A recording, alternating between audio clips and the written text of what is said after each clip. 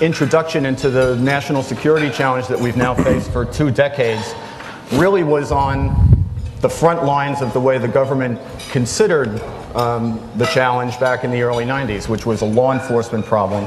But regardless of whether you think of it as law enforcement or national security, the fact is that the nation was, I think, hyper-focused, myopically focused on terrorism.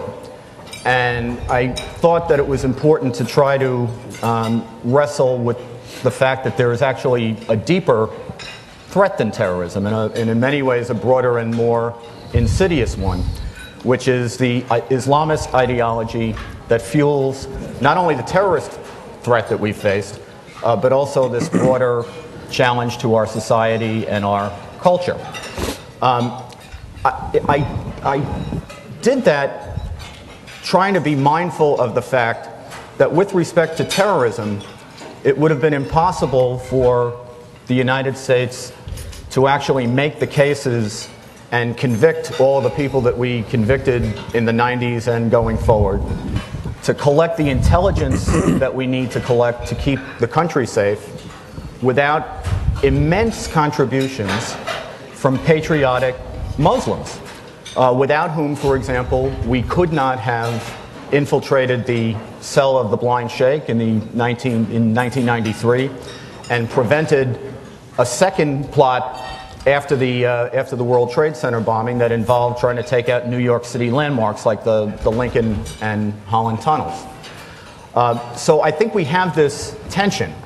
We have an ideology that we're wrestling with that I think history shows is not the universal ideology followed by Muslims in the world, but is certainly a much more mainstream ideology than we would like to acknowledge, and that we have wanted to acknowledge over the last number of years.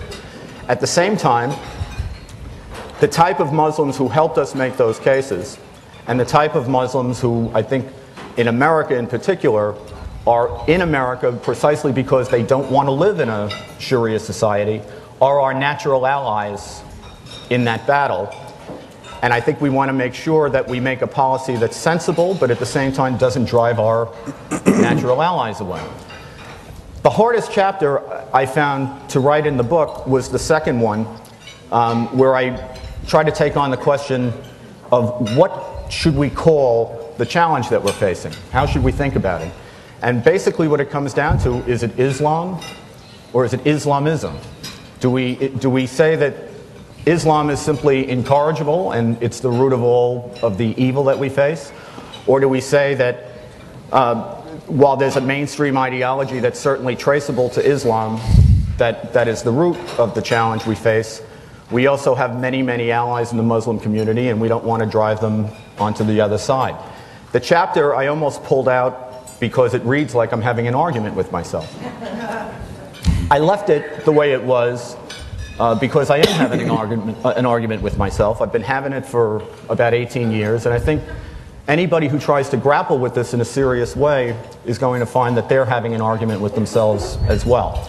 Well, we're fortunate this morning to try to take on that question with two of the real great patriots in the United States who've been really at the forefront of the ideological battle, which is probably the most important battle that we face in confronting radical Islam and trying to defend our country. Dr. Zuhdi Jasser is the president of the American Islamic Forum for Democracy and was an officer in the United States Navy. Robert Spencer, of course, needs no introduction to this group. He's the director of Jihad Watch, an indispensable project of the indispensable David Horowitz Freedom Center, and a best-selling author. So I want to begin by putting on the table the question, Islam or Islamism?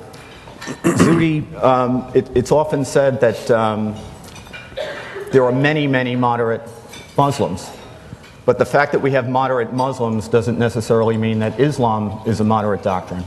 And we have people like the president of Turkey who actually get themselves pretty whipped up by terms like moderate Islam, he famously has said, Islam is Islam and that is that. Where do you come out on that? Thank you, Andy. And Robert, it's nice to be with you. Yeah, I think this is the million-dollar question, is how do we define who our enemies are and who our friends are? Do we allow their terminology to guide what we define as the terms? And how do we figure this out? I guess my first question back to you would be, one of the suppositions in your question is that, well, most Muslims are moderate, but yet, the faith may not be. So how did these Muslims turn out that way? Was it by accident? Or how was it over time that they came to, like my family, want to come to countries like this to be free and escape some of the oppression that they lived in? And I think, people like Turkey's president and others, the Imam, clearly we have a crisis in leadership. Clearly we have a doctrinal crisis also, in that much of what is put forth by leaders within our community that are theologians have been arrested over time, basically in the 13th, 14th, 15th century, and has not gone through a continued modernization. And many of the things that you'll hear us talk about today, and that Robert and others talk about, are truly beliefs and theology that is put forth as Islamic law by many imams and scholars, or ulama as we call them, that the community, or the tribe, if you will, wherever tribal mentality exists, defers to. But yet there's a schizophrenia to it, in that many in our community, I know my parents and others, I have yet to meet Muslim parents that would be proud of their kids to go to become an imam or to become a theologian. So therefore, that's a schizophrenia, I think, in that yet they want them to be doctors and lawyers and engineers and PhDs and others, but yet going into religion is not looked upon as a very respectful thing, but yet they go to mosque and they listen to the imam, they disagree with a lot of what he says, and they don't say anything. They're the silent majority. So in many ways, they're responsible for the problems we have, absolutely. But is there a moderate Islam? I don't know. I think that's why I'm doing the work I do. I believe there is. I think that if Islam taught violence and taught radicalism, I think one of the things I would ask you to look at this question is, as historians, if Islam in 14 centuries taught violence and terrorism, would the world exist the way it exists today? Clearly, political Islam and the Muslim Brotherhood, especially from the early 20th century, and all of its radical offshoots, is a phenomenon of the 20th century. Take away that 20th century, you have before that 400, 500 years of the Ottomans, which basically ossified any type of reform. And I would say one of the scholars that I find, I think, the most erudite and on the money on this issue is Bernard Lewis. And if you read his book about what went wrong, and you look at history, there's no doubt that there was 600-700 years of Islamic history in which there was a moderation of thought. Now, is that compared to America? Absolutely not. I wouldn't want to live in 13th century Spain. But yet, if I was alive at the 13th century, in many Jewish texts, it's considered the golden age of Judaism at that time. Maimonides did his great work, etc. So if Islam was immoderate as a faith, the evolution of Islamic society at the time would not have been the way it was. And we have to be careful in what comparisons. If we compare 13th century Spain to America, that's an oppressive, almost apartheid type society. But compared to the Dark Ages in Europe and what existed at that time, I think that it was a moderating society that was going through a natural evolution. So, I would say that ultimately we as Muslims need to go back and figure out how to continue the work that started to die off in the 13th, 14th century and begin to create new schools of thought that are outside of the current boxes that we're fixed into, to create new theology so that we don't abandon what it is to be Muslims. Because when I teach my kids about Islam, if I see, if we start getting into the narrative that Islam is immoderate, what am I going to be teaching my children? How am I going to allow them to identify in that relationship with God if the message is that Islam is immoderate?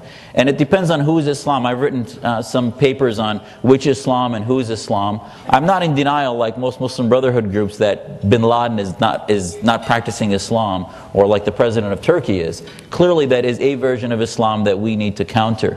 But we can't give them the mantle of Islam.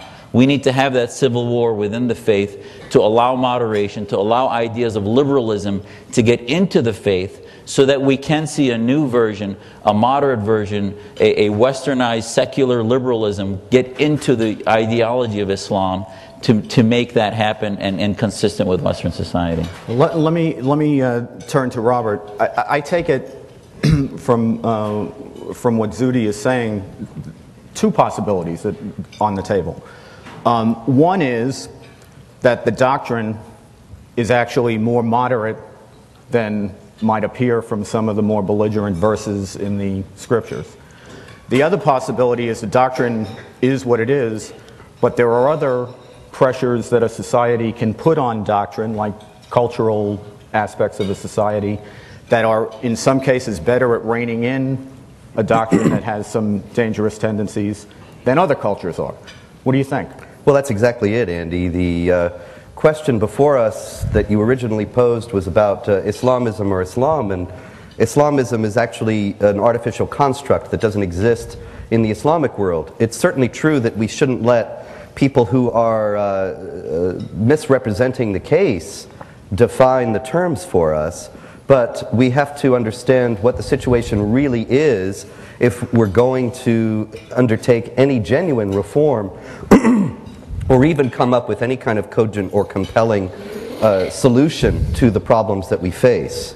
And so, for example, you know, Dr. Jasser says that the Muslim parents don't want their children to become imams, and there's a reason for that, because Islam does teach a violence and radicalism at the core that is embedded in the Quran, embedded in the teachings of Muhammad, that many Muslims obviously don't want to partake of in their lives, because human nature being everywhere the same, people are people, they want to have a job and raise their family and live a life, and they don't want to be bothered with strapping on a suicide vest and killing people and so on.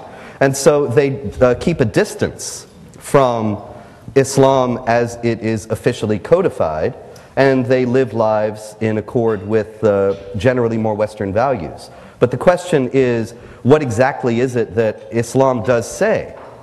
And that is something that is readily verifiable from the sources of Islam. The question of what is Islam cannot be defined by Spencer or by Jasser or by Osama bin Laden. The question of what Islam is defined by what Islamic groups throughout history have used to define it, and that is the Quran and the teachings of the Muhammad, the teachings of the various schools of Islamic jurisprudence, which have been fixed since the 9th century.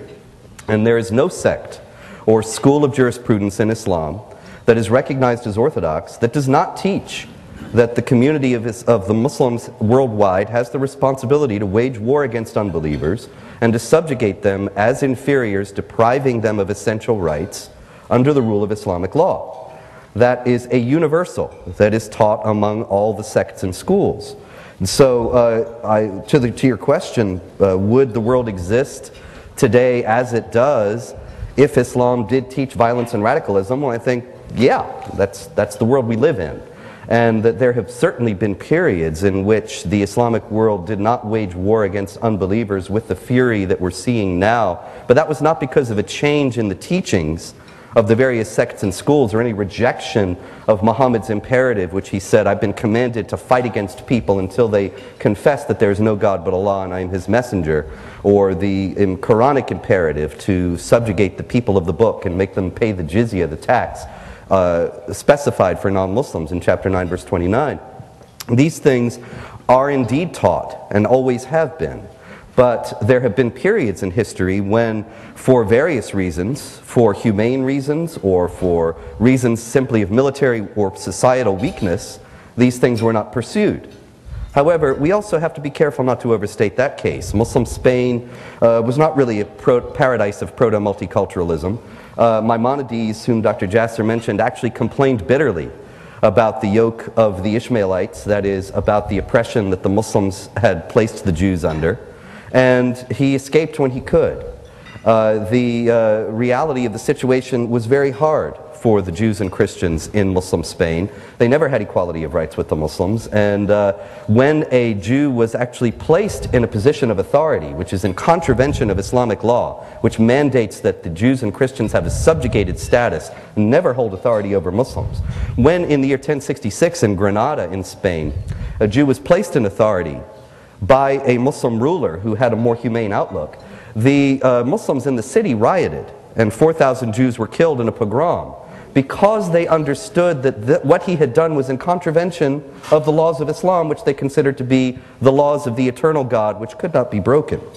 And so the problem here that is before us is indeed embedded within Islam itself. Osama bin Laden and the others today make their appeal to peaceful Muslims on the basis of Islamic authenticity. They claim for themselves the mantle of the true teachings of Islam. Now, I'm not saying, and never have said actually, in any of my books or articles or anything, that they do represent the true Islam. But it is undeniable that they claim to, and that they make converts to their point of view on that basis, by appealing to the Quran and appealing to Muhammad. And so the question of what is Islam and what is the way to reform has to tackle that head on, and to offer an alternative vision of the Quran and Muhammad that actually realistically confronts their construction of these materials and explains why it is that it must be rejected, instead of simply wishing it away or pretending that it were otherwise. Well, let me ask Zuhdi to react to that. In your work as a reformer, what is the rationale for trying to marginalize the doctrines, or at least the scriptures that are unquestionably in black and white in the doctrine, that feed the radicalism? Yeah, I mean, listening to Robert, it reminds me of when I was chief resident at the Naval Hospital. These physicians that came, some of them had great board scores and they aced the tests, but yet they couldn't treat a patient because they couldn't tell when a patient was sick or ill.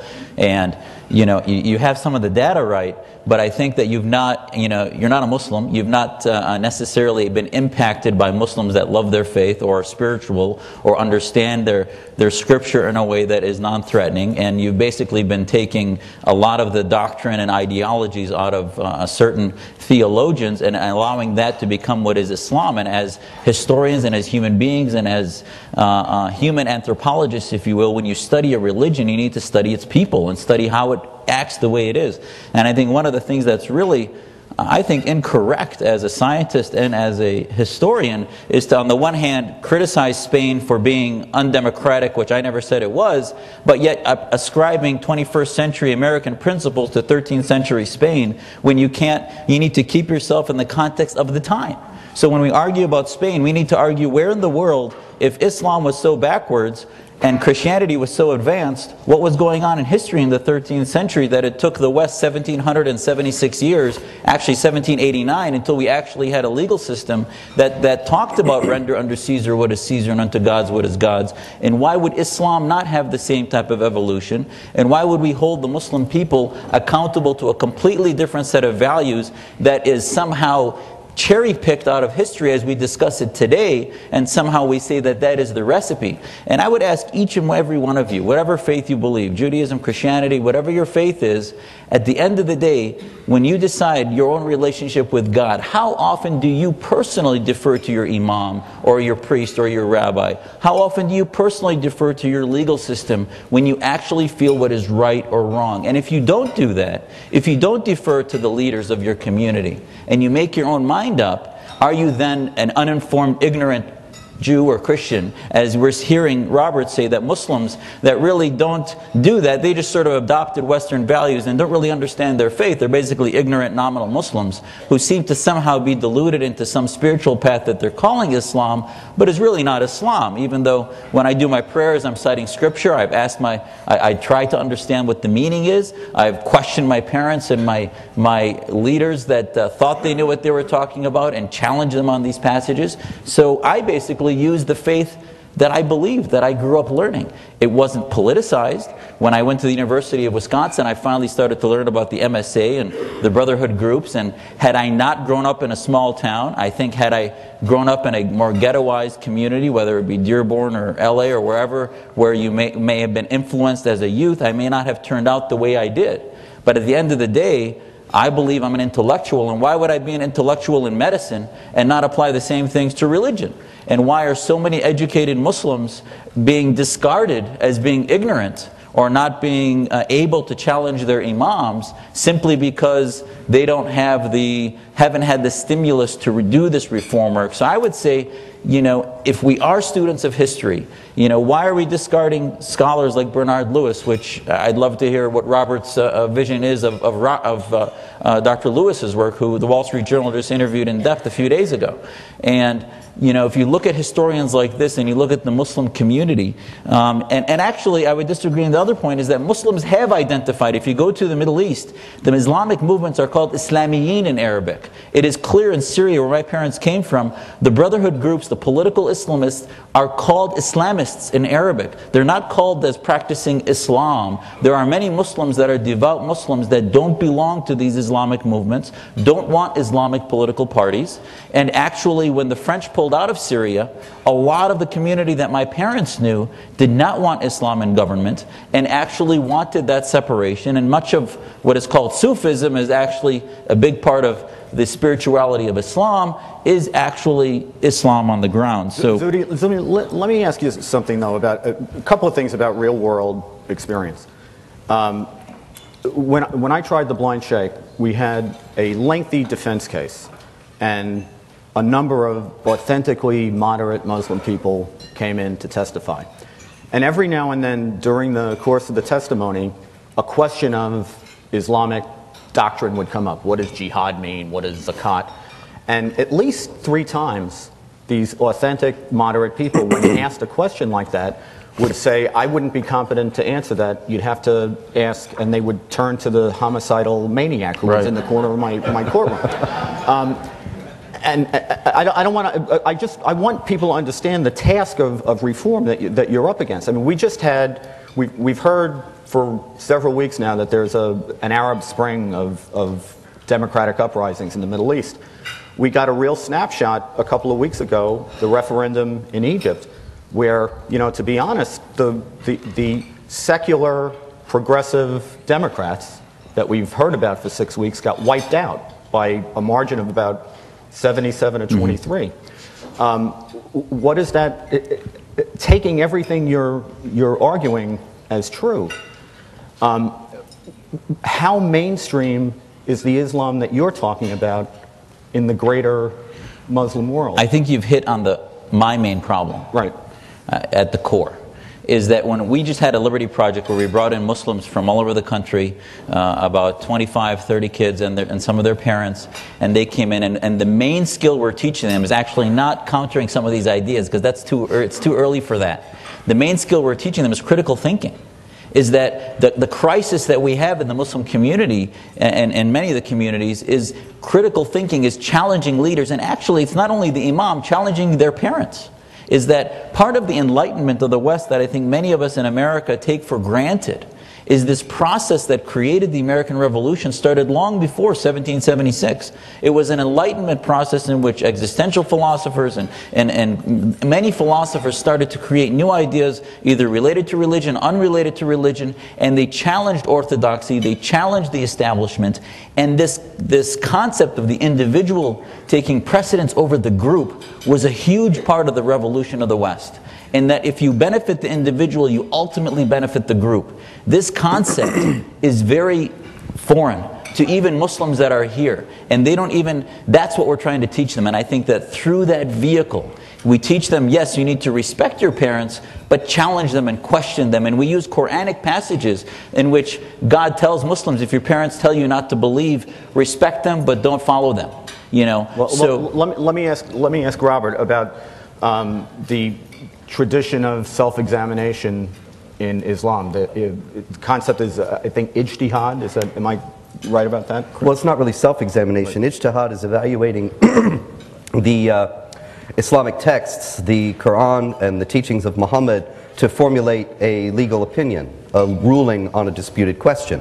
And actually, it's mainstream in Islamic thought that what is termed the gate of ijtihad closed about 1,000 years ago, that there were various legal scholars who were uniquely endowed in knowledge of the Islamic texts and able to come to independent judgments about these various questions. And they were the ones who formulated the great Islamic schools of law, the Sunni schools, the Shafi'i, Maliki, Hanafi, and Hanbali schools, which essentially codify Islam for most of the Islamic world. And this is all something that happened a millennium ago, and now it's considered that the idea of independent thought is illegitimate in itself and constitutes bid'ah or innovation, which is to be discouraged because Muhammad said, "My community is not to agree on an error," and consensus or ijma is something that is valued very highly among the various legal scholars, so that something that they agree upon is considered to be settled, and then one ventures into heresy or apostasy by questioning it, and that can get you killed. And so the problem here is that Dr. Jasser was saying that, well, you know, I'm not a Muslim, and so I must not really know anything about this. That's a needless mystification that actually kind of prescinds from any discussion we could really have about this at all. Anybody can read the Quran, anybody can read the Hadith, and anybody can know can observe what's happening in the Islamic world. And what happens in the Islamic world is that genuine reformers like Mahmoud Muhammad Taha in Sudan in 1985, who posited that the Meccan verses of the Quran, which are generally more tolerant and peaceful than the Medinan verses, which mandate warfare against unbelievers and their subjugation, should take precedence, whereas in mainstream Islamic theology, as settled long before the gate of ijtihad was closed, the Medinan verses take precedence, and the violence is something that's mandated for all time, whereas the peace and tolerance is not. Well, hold on just a second. Taha was executed for heresy by the Sudanese government, and so the point is that this kind of thing is not an easy discussion to have. And I'm not saying it shouldn't be happening or that we should not encourage genuine reform, but we have to do it open-eyed and realistically with a genuine assessment of what the prospects really are and what the situation really is. But not Robert, kid ourselves about it. Let me ask you this, because I think you're hitting on something Zuhdi's actually saying, which is, you just said yourself, anybody can read the Quran, anyone can read the scriptures. Yeah. And then you also then brought attention to what the interpretation of those scriptures is, what, you know, abrogation, whether the Meccan verses are overruled by the Medina and so on. But doesn't that mean that there is an ability for people in a critical fashion to read the doctrine and interpret it for themselves? Oh, without any doubt. And that maybe it's possible to marginalize these interpretation. I'm not saying it's not an uphill battle, but I would say it's theoretically possible. Sure, it's also theoretically possible that one day we'll have colonies on the moon and live there and harvest green cheese. But the question is, what is the likelihood of it? And that has to be based on what the possibilities really are on the ground in the Islamic world. When people like Taha are executed for venturing outside the mainstream Orthodox interpretations of the sources, then we have to, and this is not an isolated incident, this is true. Suleiman Bashir was a Quranic scholar in the West Bank at the University of Nablus, and he posited to his students that the Quran, instead of being delivered in perfect form through the angel Gabriel to Muhammad, and is a perfect copy of the perfect eternal book, he posited that it was a product of historical development. His students got up and threw him out the window. So this kind of violence indicates that not only do the Salafis, the pure ones, the Muslims who are hardline and teach this kind of violence and hatred, not only are they claiming for themselves the mantle of Islamic authenticity, but they will kill you if you stick your neck out too far against it.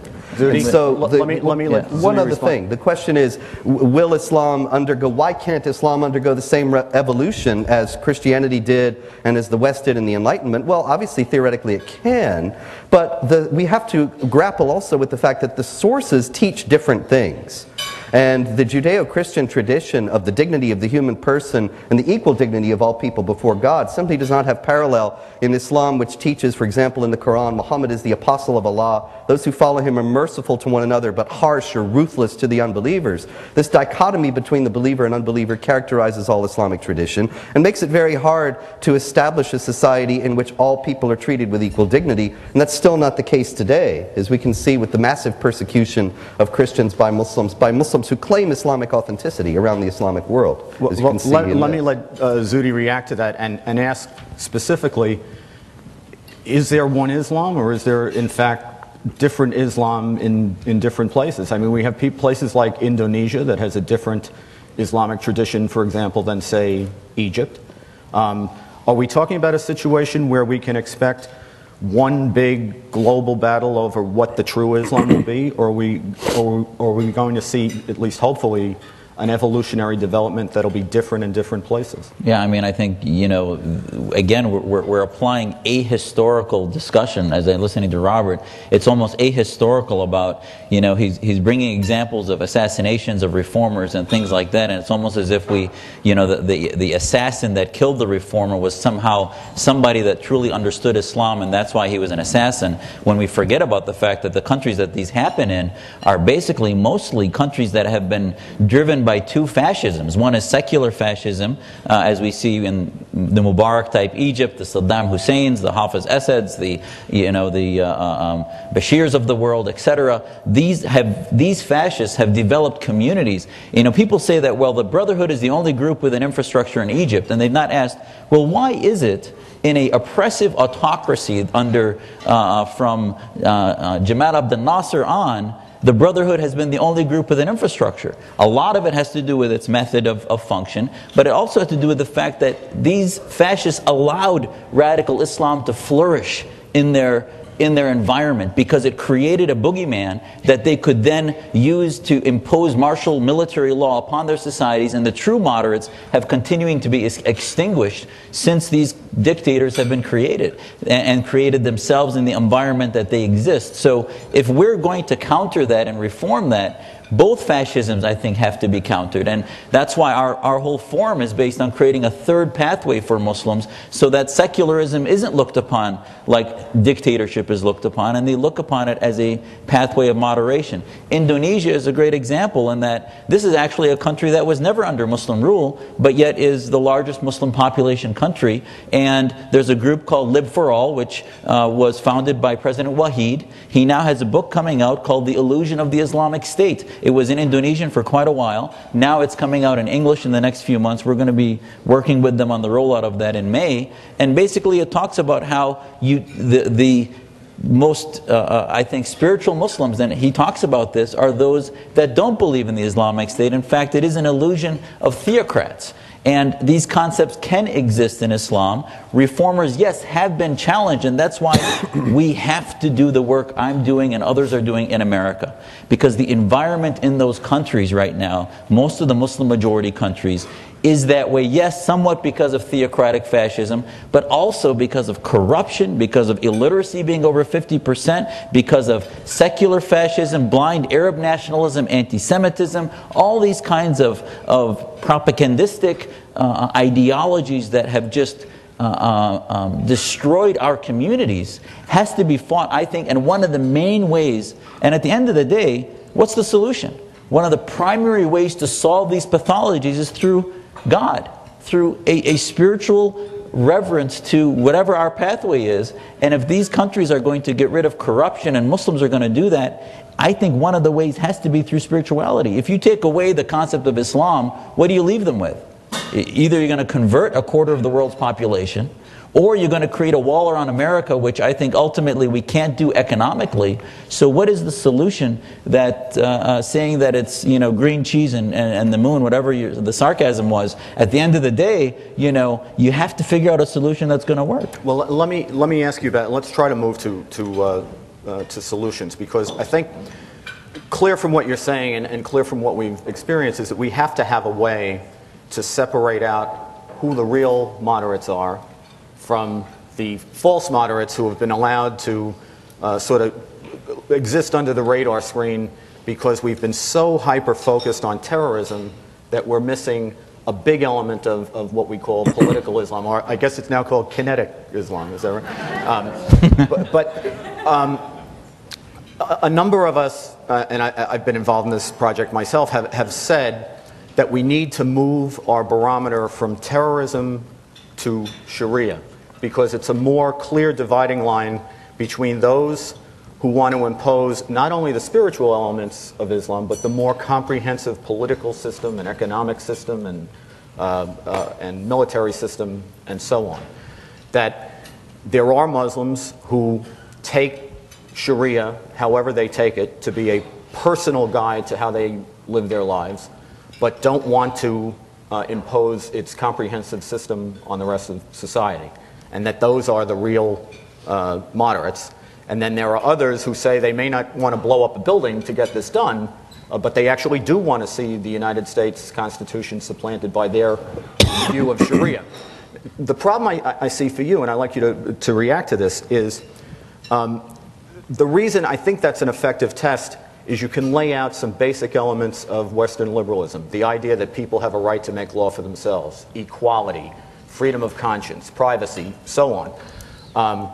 And say that these do not jibe with Sharia. If that's an effective test, what does that say about Sharia? Yeah, I think, this is ultimately, what is the pathway that Muslims can be looked upon as, how do we determine who's moderate and who's not? And I think ultimately that's why our organization's principles, terrorism, as I mentioned in my testimony at the King hearings, and radicalization, that is that last final stepway, that pathway to that last final step. And it's a long process. Nidal Hasan, let Homeland Security and the FBI figure out the future Nidal Hasan those last few days before they commit that act, and the sting operations, etc. That's not where I can help you. Muslims like me can help you years before, where Nidal Hasan was growing up in a house in which his parents told him everything was a Zionist conspiracy, everything was against the West, this government's against you, it's against Muslims, Islam is the solution for everything. All of these supremacist type concepts, propagandistic concepts, even groups like, that are part of the Brotherhood legacy groups in America, they use the victimization mantra because A, it collectivizes Muslims, and B, is part of the narrative to say that Islam is the enemy of America, and they feed into that. So if we're going to counter that, we have to break it not only from its beginning, but from its core ideologically, which is through, I believe, the separation of mosque and state. If we can teach Muslims that ultimately Sharia has no place in government, ultimately that government should be based in reason, not based in what they call Sharia. One of the things when we talk to youth is we say, okay, call it Sharia if you want, but then is it Sharia? Because Sharia is God's law according to Muslims, just like Talmudic law is to Jews. And yet, if it's put into place by man, or man and women, then is that really God's law? It becomes man's law. So once we convince them of that, they are inoculated against ever an imam telling them that they need to replace. I saw at the Islamic Society of North America, Siraj Wahaj stand up in 1995 and say he wanted to replace the U.S. Constitution, which was a man-made document, with this document from God, which is the Quran. I stood up then in front of everyone and told them that that was sedition and that I would never participate in anything related to ISNA again. But at the end of the day, the argument against these imams is that it is not God's law when it's interpreted by man, and that we can worship God no matter whether we have rights or not. I mean, Izbegovic has a book about Islam called Islam Between East and West, in which he says he was never more Muslim than when he was in solitary confinement. So as I talk to youth, I say, if that's true, then you don't need government for your faith. You don't need any rights for your faith. And you need to be able to separate mosque and state and base law based in reason. And one example I want to give is alcohol. I don't drink as a Muslim, but yet most Muslims I've talked to believe that that's part of our Islamic law, but don't want that in government. They want it to be a choice. They want God to be able to see that they've made that choice. And if Muslims can do that, then they agree that Sharia has no place in government. Well, I don't drink as a Muslim either. As a non-Muslim, but let me turn to Robert in all seriousness. Sharia, separation of mosque and state, prospects? Oh, well, I'm all for it. I'm actually the associate director of a group called Stop Islamization of America, which is dedicated to separation of mosque and state. That is, to resisting the encroachments of Sharia in the United States, the stealth jihad, the nonviolent attempts to bring Sharia here.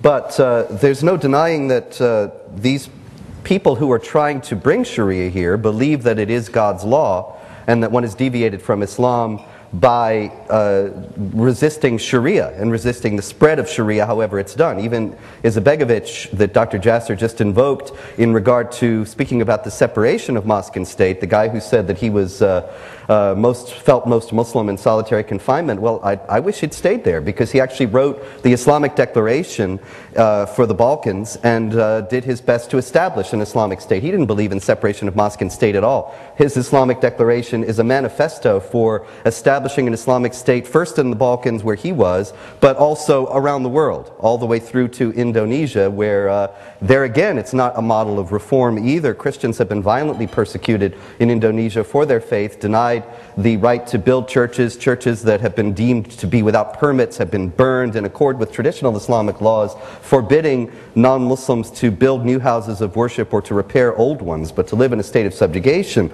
The people who do these things, and the people who killed Taha and threw Bashir out the window, who I mentioned before, and Dr. Jasser said that, well, they didn't. I'm assuming that the assassins truly understood Islam. I'm not actually assuming that at all. The assassins were assuming that. They were claiming to truly understand Islam, to be representing Islam when they did what they did. It is not ahistorical to criticize Islamic law as a product of the 13th and 14th century, when it is the Islamic supremacist groups that are trying to bring that law to the 21st century. They're the ones who are being ahistorical and anachronistic. But see, the problem in some is this. We do need solutions, and we do need to have an honest and open discussion about what solutions are viable and what are not. But our quest for solutions so far, after 9/11, has led the United States government to take many, many Muslim individuals and groups as moderates who are not moderates. Siraj Wahhaj, whom Dr. Jasser mentioned as wanting to replace the U.S. Constitution with Sharia and a caliphate, he's actually also the first Muslim to give an invocation before the U.S. Congress, because he was deemed a moderate. And everybody was in such a rush to find solutions that they were insufficiently critical and insufficiently attentive to what exactly makes a moderate. Is a moderate just somebody who's not blowing something up right now? Or is a moderate somebody who is actually confronting the sources of Islamic radicalization that the radicals themselves explain are in the Quran and the Sunnah? We have to confront that. And I am all for modernization, for reform, for a real opening of Islamic thought. But that cannot be done without assessing what it is that's causing the problem in the first place. And that's really all I'm contending. Robert, can I ask Robert a question? Yeah, of course. How do you foresee, what is your solution if the Prophet's demonized, if Islam is demonized as a faith? How do you get a solution out of that? Well, what is demonization? Is it demonization if I quote Muhammad and I quote him when he says, be sure to collect the jizya because that's the source of your livelihood? You're not answering my question. Well, actually, I am answering your question. The question is how can we proceed if we're demonizing Muhammad? I don't think it's demonizing Muhammad to quote his violent and supremacist statements about subjugating the Jews and making war against the Jews and Christians and so on. And so if he said those things, if he's believed to have said those things, then obviously there has to be formulated some new understanding of him as the excellent example of conduct, as the supreme guide for behavior. But instead of pretending that he didn't say these things and was actually somebody who taught peace and tolerance like Karen Armstrong's fictional Gandhi-like Muhammad. The real Muhammad from the Quran and the Hadith, he did say these things. And so I reject in the first place the premise of the question. It's not demonizing him to say that he's doing these things, but how are we going to deal with that if he did? I'm going to use the moderator's privilege.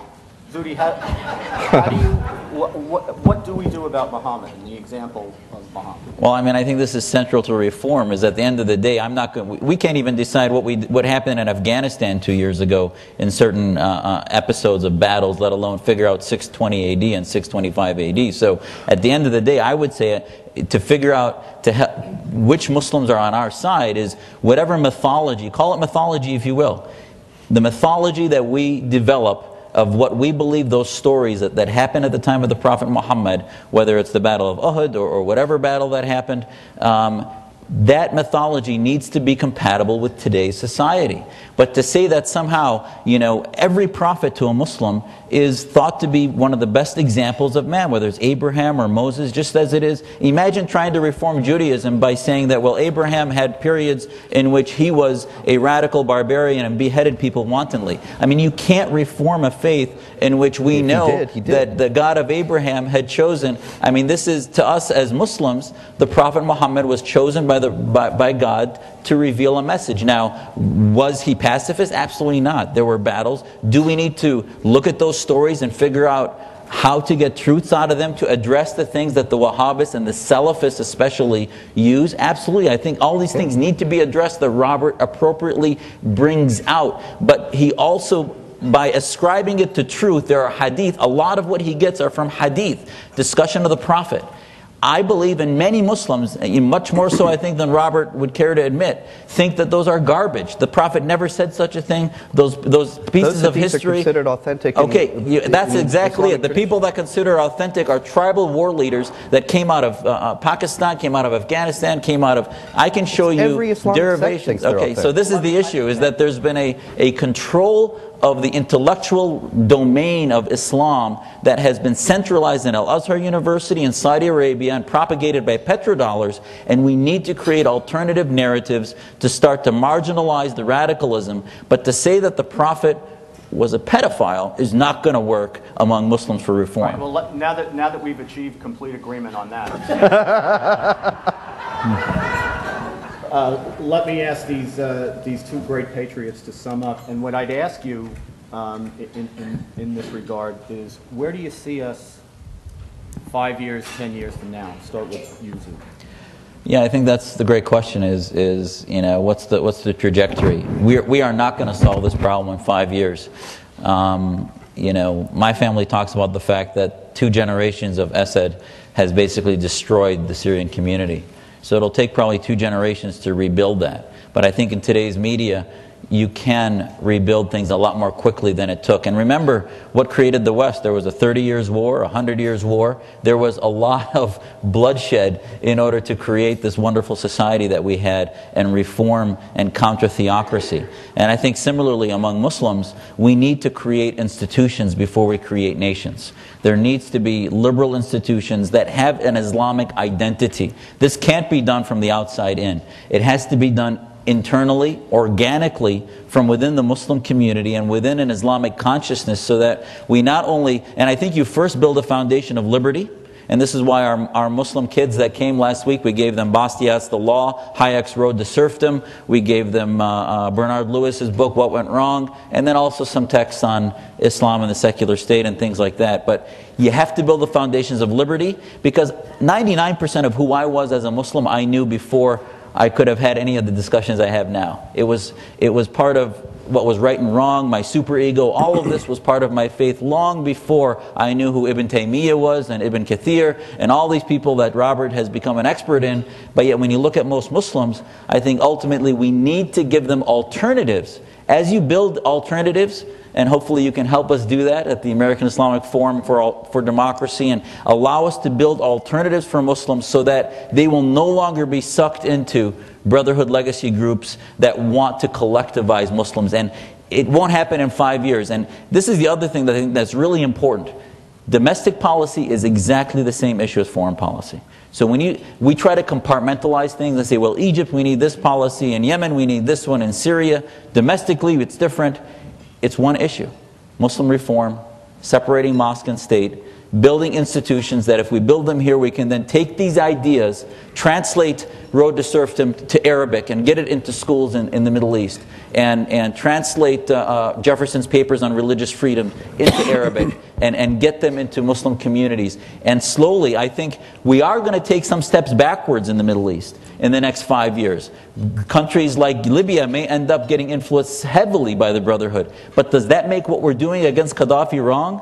Absolutely not. You cannot go anywhere. There is an illusion of security right now, because these dictators have been transmitting anti-Semitism and hate and Islamism in their societies. So either we say that somehow they're going to continue to oppress their communities forever, or that somehow there needs to be an avenue towards modernization. The first step is to change those governments, as many in the neoconservative movement had talked about in the freedom agenda.